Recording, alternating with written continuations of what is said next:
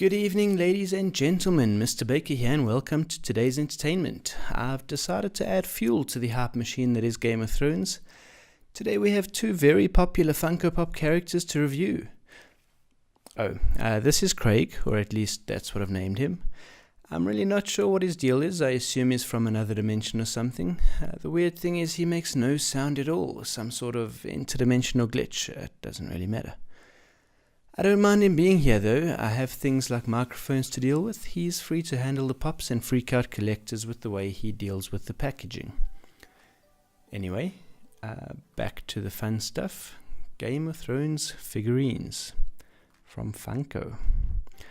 This is a good time to mention that this review contains spoilers, and I'm going to mention one right now just to be safe. We'll be reviewing Jon Snow and another Jon Snow. One of them is Aegon Targaryen as well.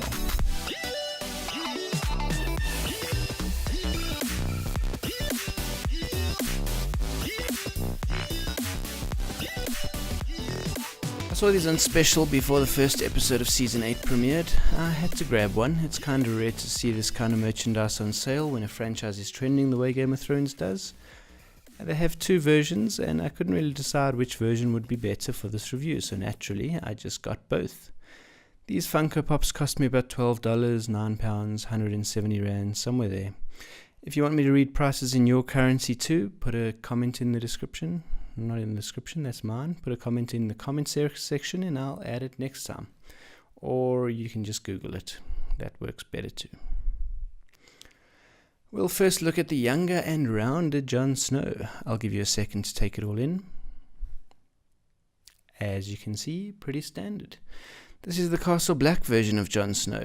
He comes from the Game of Thrones Edition 4 Funko set, which also includes Sam, Sansa, and Peter.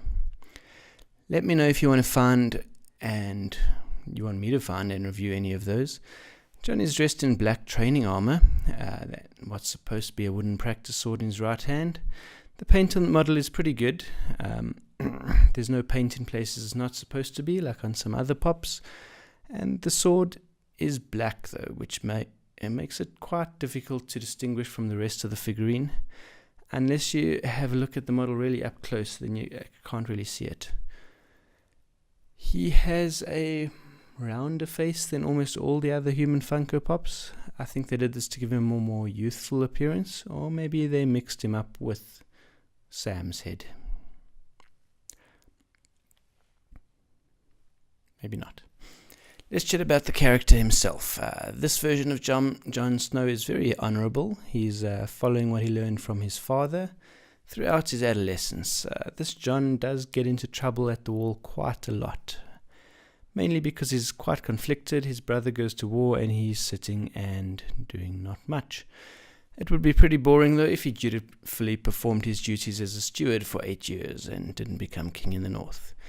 That being said, Jon Snow could be a bit frustrating from a viewer's perspective. The audience is sold the idea that he's a really good guy and a good character to support, but we also see the powerful and devious characters in King's Landing at the same time. This version of Jon would be eaten alive by the likes of Cersei and her small council. Interestingly, the actor that played this character, Kit Harington, he was also very different back then. He originally wanted to be a journalist, apparently. I could be lying though. Maybe he wanted to be a posh Oxford student. Maybe he wanted to marry into the royal family. I don't know. Wikipedia, I promise. It's interesting. It wasn't really clear that Game of Thrones would be the phenomenon that it is today. Younger actors were all relatively unknown, and most of them weren't actually paid much to be on the show. They were just happy to get their shot. Don't worry though. The actors who played characters that actually got through to the third season and beyond started to get actual rewards. Let's give this figurine a rating. Craig, what do you think? There you have it, 3 out of 5. On to the second pop. This isn't supposed to happen. It's supposed to be one figurine, one character review at a time. Why would anyone buy 2 of the same character? Craig, why? If you like this format, lucky you. More spoilers coming up. Surprise, it's Jon Snow again. This one is kinda new. He's the all grown up and battle hardened version of Jon Snow. For anyone who hasn't watched Game of Thrones yet, that's nothing to be proud of. Go and watch it right now. I'll wait.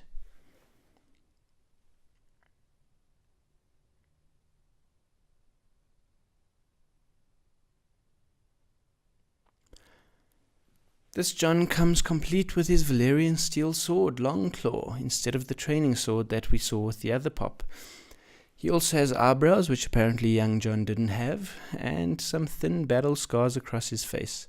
He also has a full detailed moustache and beard. His clothing is brown this time, with a big fur cloak, and of course the Stark sigil on his chest. This is the King in the North we're talking about here.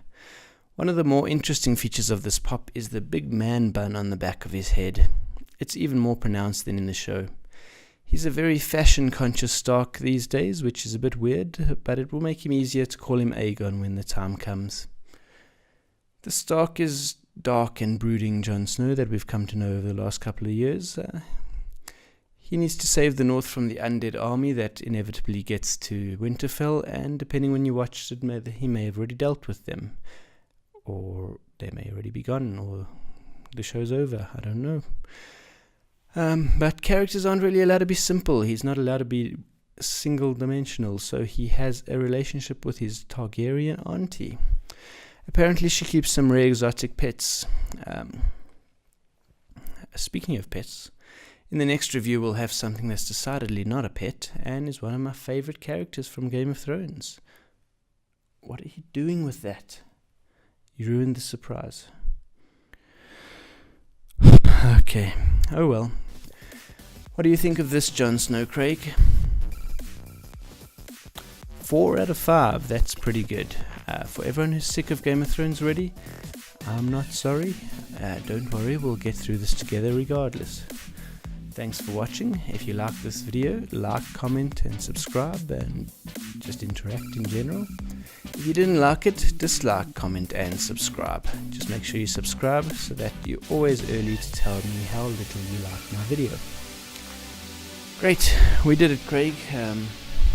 We got to the end of the video. This is actually amazing. High five. Nope. Okay. Goodbye.